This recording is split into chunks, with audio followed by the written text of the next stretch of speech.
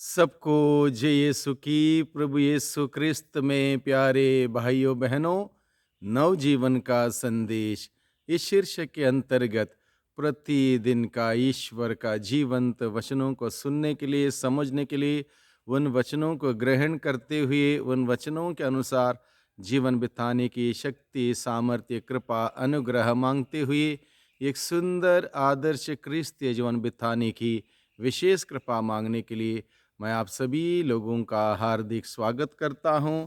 आज जनवरी की 5 तारीख है, सोमवार का दिन है और आज के दिन में हम सबों के लिए मनन चिंतन करने के लिए विषय दिया है संत मत्ती के द्वारा रचित सुसमाचार अध्याय 4 पद संख्या 12 से 17 और फिर 23 से 25 का प्रसंग है।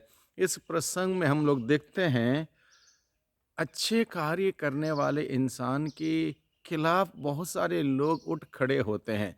जैसे इस प्रसंग की शुरुआत में लिखा है, यूहन्ना बपतिस्ता बहुत अच्छा कार्य कर रहा था, प्रभु का अग्रदूत था, लोगों को पश्चाताप का संदेश सुनाते हुए लोगों को ईश्वर की ओर लाने का वो एक महत्वपूर्ण कार्य कर रहा था। सरल जीवन बिताता था, किसी के साथ उसने कोई अन्याय नहीं किया, बुराई नहीं की, बल्कि हर किसी के जीवन में आशीष पाने के लिए लोगों को तैयार कर रहा था, मुक्तिदाता को ग्रहण करने के लिए लोगों को तैयार कर रहा था। उसके बावजूद उसको गिरफ्तार कर दिया। यानी कि सच्चाई सच्चाई कोई ना सुनना चाहता है, ना ग्रहण करना चाहता है, ना उसके अनुसार जीना चाहता है।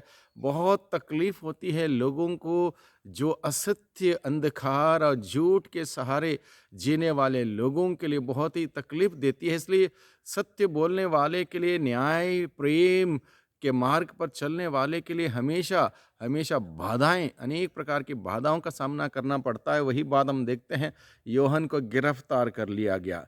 अब जब यूहन्ना को गिरफ्तार कर लिया गया तो प्रभु यीशु को मालूम था कि लोग इतने आसानी से कोई भी अच्छी बात ना सुनना चाहते हैं, ना ग्रहण करना चाहते हैं। इसलिए प्रभु यीशु मसीह अपनी शक्ति दिखाने के लिए, सामर्थ्य दिखाने के लिए नहीं जाते हैं, उस जगह को छोड़ते हैं। उसके बाद वो दूसरे जगह चले जाते हैं। दूसरे जैसे जैसे कि यहाँ पर लिखा है, यूहन्ना के गिरफ्तार हो जाने के बाद वे गलीलिया चले गए।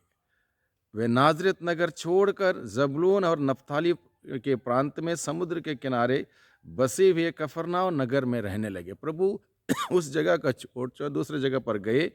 इस तरह नबी ईसायाह का यह कथन पूरा हुआ, जबूलून प्रांत, नप्ताली प्रांत, समुद्र के पथ पर यरदन के उस पार गैर यहूदियों की गलीलिया, अंधकार में रहने वाले लोगों ने एक महती ज्योति देखी है। मृत्यु के अंधकार में प्रदेश में रहने वालों पर ज्योति का उदय हुआ है।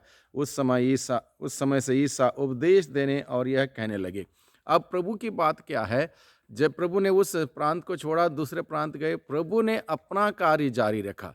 प्रभु ने अपना कार्य, जिस मकसद से, जिस उद्देश्य से वो इस धरती पर आए थे, उस मुक्ति विधान का संदेश को लेकर लोगों को पश्चाताप करने के लिए, बुलाने के लिए आए थे, ताकि लोग ईश्वर की मेहरबानी पाएं, आशीष पाएं, दया पाएं और फिर एक नया जीवन जीते हुए उस अब्बा पिता के साथ संबंध जोड़ें, उस संबंध को दृढ़ बनाएं, अटूट बनाएं।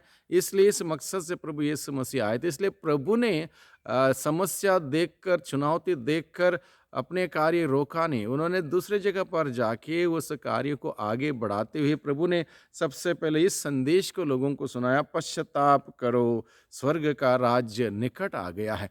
क्योंकि प्रभु ने लोगों को देखा, लोगों के जीवन को देखा, लोगों के जीवन के साथ जुड़ी हुई दुख, तकलीफ, परेशानियों को देखा और उसके मूल कारण को जाना। और इसलिए प्रभु ने कहा, लोगों को पश्चाताप करो क्योंकि ईश्वर का राज्य निकट आ गया है। लोगों को पश्चाताप के लिए बुलाया, क्योंकि पश्चाताप के बगैर लोग ईश्वर की आशीष पा नहीं सकते, ईश्वर की दया पा नहीं सकते।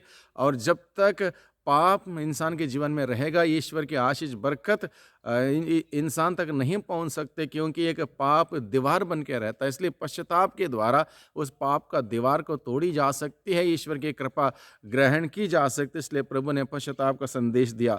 ईसा उनके सभागृह में शिक्षा देते, राज्य के सुसमाचार का प्रचार करते, लोगों की हर तरह की बीमारी और दुर्बलता दूर करते हुए सारी गलीलिया में घूमते रहते थे। प्रभु ने ना केवल उन्हें सुसमाचार सुनाया, शिक्षित किया, उनको बताया, और उनके बीच में जो बीमारी थी, अधूरापन था, उसको दूर करते हुए सारी गलीलिया में वो घूमते रहे। उनका नाम सारी सीरिया में फैल गया। लोग मिर्गी, लकवा आदि नाना प्रकार की बीमारियां और कष्टों से पीड़ित सब रोगियों को और अवधूतग्रस्तों को ईसा के पास ले आते थे और वे उन्हें चंगा करते थे।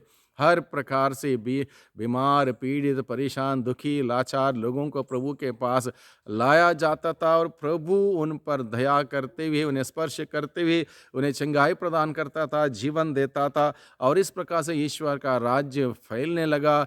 लोग जानने लगे कि यीशु को जानने लगे, यीशु का संदेश सुनने लगे, मुक्ति विधान का संदेश को ग्रहण करने लगे। और इस प्रकार से आगे यहाँ पर लिखा है, गलीलिया, देकापोलिस, यरूशलेम, यहूदिया और यरदन के उस पार से आया हुआ एक विशाल जन समूह उनके पीछे पीछे चल रहा था, क्योंकि प्रभु के वचनों में वह जीवन थी, शक्ति थी, सामर्थ्य थी, लोगों को चंगाई प्रदान करती थी, लोगों को जीवन देती थी। इसलिए लोगों की बड़ी भीड़, अलग अलग प्रांत से आए हुए लोग प्रभु के पीछे पीछे बड़े समुदाय के साथ चलते हैं। एक बड़ी भीड़ प्रभु के पीछे चलती, इसलिए पता चलता है कि यीशु का वचन लोगों को जीवन देने लगा, लोगों को अच्छा लगने लगा, लोगों को चंगाई मिलने लगी, लोगों को जीवन मिलने लगा। वही जीवनदायी वचन प्रभु आज के दिन में हम सबों को देता है। हम सभी उसको सुने, ग्रहण करें, प्रभु का जीवन पाएं, आशीष पाएं, बरकत पाएं,